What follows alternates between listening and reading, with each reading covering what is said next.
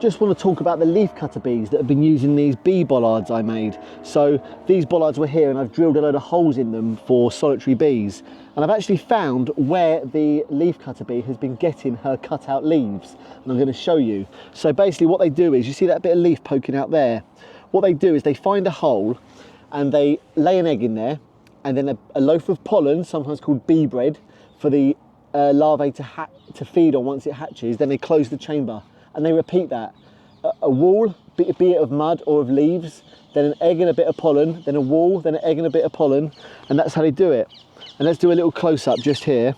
Got them parakeets are noisy. See that? So that one there's been shoved up with leaves, that one's been filled up with leaves, and they've been really successful, these bee bollards. And one single solitary bee can do the equivalent pollination of 80 honeybees. So solitary bees are really important. And just by drilling holes in bits of wood, I've managed to really help out the solitary bee population. So all these ones here are in use as well. And I found where the leafcutter bee has been busy cutting out bits of leaves, and they cut like the perfect circle to stuff into their hole. Look at this here. See that?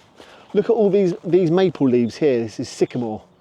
Can you see all the circular bits where the leafcutter bee, she comes in, clings onto the leaf and makes a big cutout, and then carries that, she folds that bit of leaf up and then she flies away a bit to stuff it in the hole.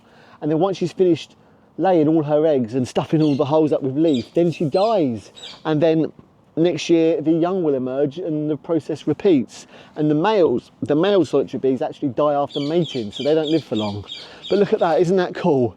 All these bits of leaf, the leafcutter bee. And it doesn't affect the plant at all, it's great. Isn't that funny? It's good to really find and put together the story of the leafcutter bee. How about that? Cheers guys, get wild.